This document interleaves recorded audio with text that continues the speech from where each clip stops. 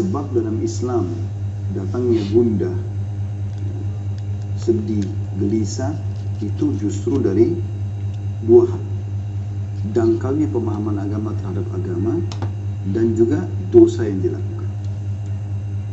Kalau Anda faham agama Anda, maka Anda akan kembali kepada hadis Nabi SAW riwayat Bukhari Muslim, bahwasanya sungguh mengagumkan perkara seorang mukmin, kata Nabi SAW, dan itu tidak dimiliki kecuali oleh orang mukmin saja. Kalau dia diberikan, dan semua perkaranya baik, semua urusannya baik. Kalau dia diberikan nikmat, dia sedang senang, maka dia selalu bersyukur. Kalau dia diberikan cobaan, maka dia akan bersabar. Kalau Anda punya ilmunya, Anda akan tahu, ternyata pada saat selama ini saya senang, maka kuncinya supaya bertahan dan bertambah syukur. Pada saat cobaan sedang datang, maka saya bersabar, yaitu menerima keputusan Allah, kemudian ikhtiar mencari jalan keluar, maka kita akan mudah untuk melaluinya, tentu dengan punya ilmu. Kalau orang belum paham ilmu ini, tentu mereka akan melaluinya dengan, kalau nikmat ada mereka tidak bersyukur, cobaan datang mereka tidak bersabar, sehingga selalu dalam dua keadaan mereka berkeluh kesah. Ini akan memunculkan, menjadi penyebab munculnya kegelisahan, karena selalu merasa tamak dan tidak cukup dengan nikmat yang ada, dan selalu tidak bisa melalui dengan kesabaran cobaan yang sedang ada.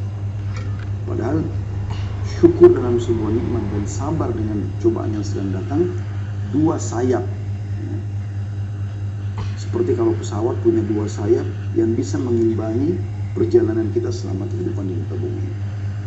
Bahkan Ali bin Abi Thalib radhiyallahu anhu menggambarkan sabar itu dalam masalah itu ibarat seperti kepala dalam tubuh seseorang. Kalau kepala tidak ada, maka tidak akan ada kehidupan.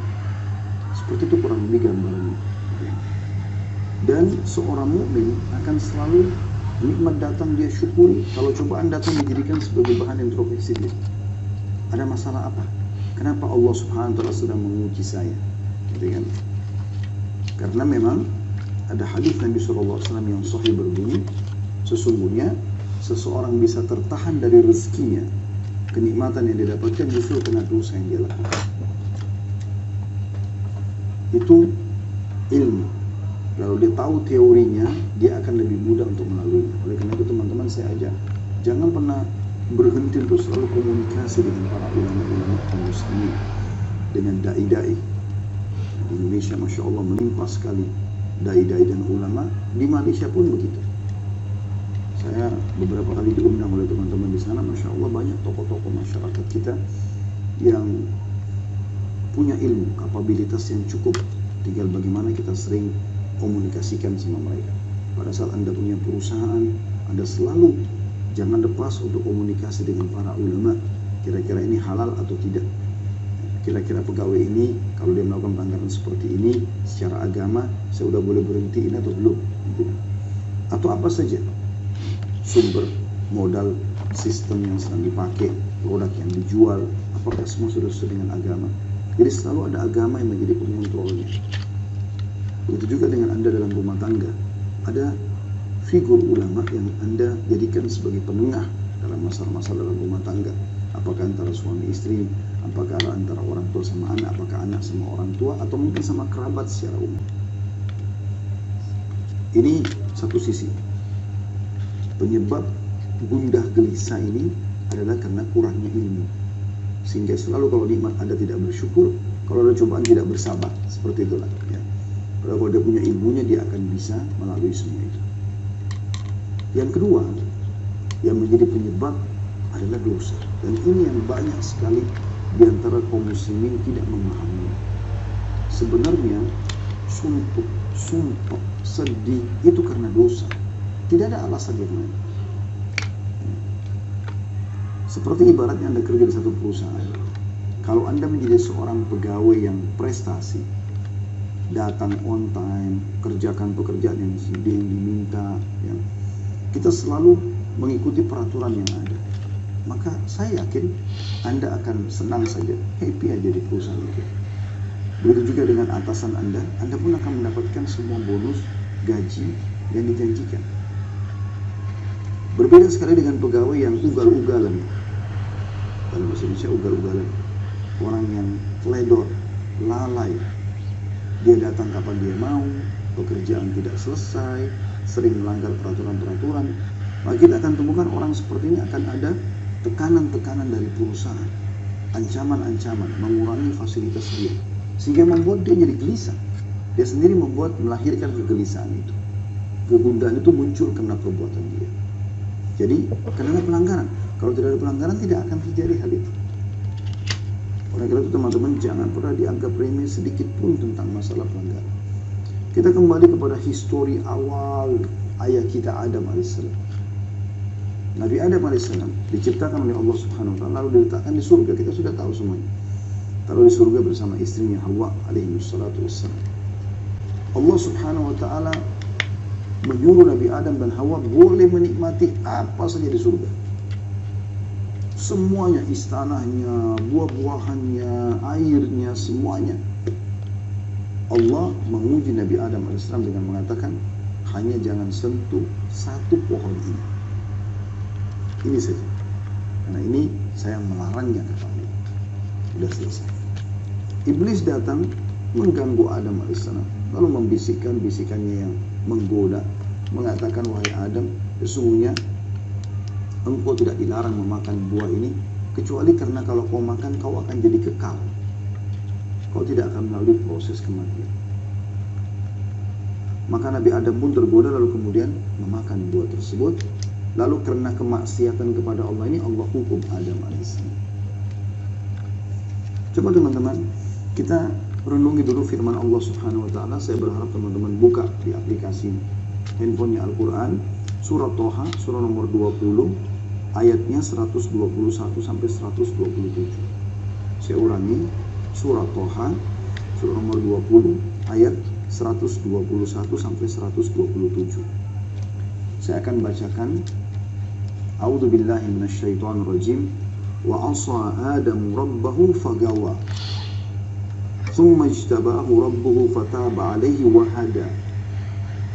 Qala ihbita minha jami'an ba'dukum li ba'din aduwwun fa imma ya'tiyannakum minni hudan faman ittaba'a hudaya fala yadhillu wa la yashqa wa man a'rada an dhikri fa inna lahu ma'ishatan dhankan wa nahshuruhu yawmal qiyamati a'ma.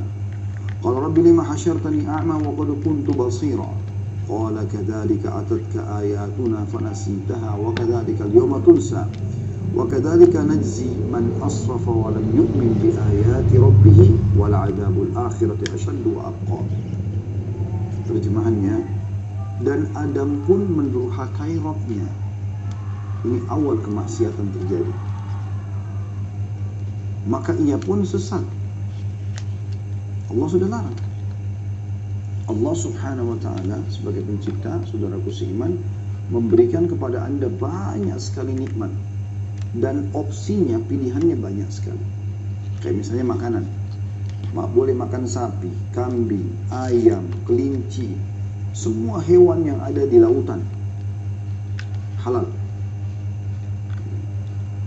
Dan Allah haramkan sebagian. Babi, anjing, itu yang bertaring. Jadi, yang halal lebih banyak. Begitulah kasus Nabi Adam alaihissalam. Di surga banyak sekali pilihan. Yang dilarang cuma satu. Tapi ternyata efek daripada pelanggaran pada satu ini membuat Nabi Adam AS dikeluarkan dari surga itu. Dikeluarkan dari fasilitas yang ada. Perhatikan selanjutnya. Kemudian Rabb-nya Adam AS memilihnya. Maka dia menerima taubatnya dan memberi Adam petunjuk. Artinya pada saat itu Nabi Adam AS menyesal, kemudian beliau bertobat dan Allah terima taubatnya. Lalu Allah berfirman, turunlah kamu berdua dari surga bersama-sama. Sebagian kamu menjadi musuh sebagian yang lain, Adam dan iblis yang menggodanya. Maka jika datang kepadamu petunjuk dariku, di muka bumi ini akan datang nanti petunjuk-petunjuk wahyu turun dari langit. Barang siapa yang mengikuti petunjukku, kata Allah, ia tidak akan sesat dan tidak akan celaka. makna tidak sesat dan tidak celaka, tidak sedih, tidak sumpek, tidak gundah. Dia akan bahagia. Dan barang siapa yang berpaling dari peringatanku, tidak mau menikmati apa yang Allah halalkan dan sibuk dengan apa yang Allah haramkan, padahal yang haram itu sedikit sekali. Tadi contoh makanan sudah saya berikan gambaran. Begitu juga dengan contoh minuman. Allah misalnya haramkan khamr, tidak boleh minum khamr yang memabukkan, tidak boleh narkotika. Allah ganti dengan susu, madu, sirup, banyak yang lain. Minuman halal. Allah haramkan zina. Kita butuh syahwat, ada syahwat untuk melampiaskan sama lawan jenis. Tapi Allah buka pintu nikah. Dan ada solusi, bukan tidak ada solusi dalam Islam. Makanya Allah bilang, siapa yang berpaling dari peringatanku, tetap memilih sesuatu yang bermaksiat kepadaku, maka sungguhnya baginya penghidupan yang sempit. Sempit ini gundah, sedih, sumpek. Siapa yang bermaksiat kepada Allah ini diancamkan seperti ini. Dan kami akan mengumpulkannya pada hari kiamat dalam keadaan buta.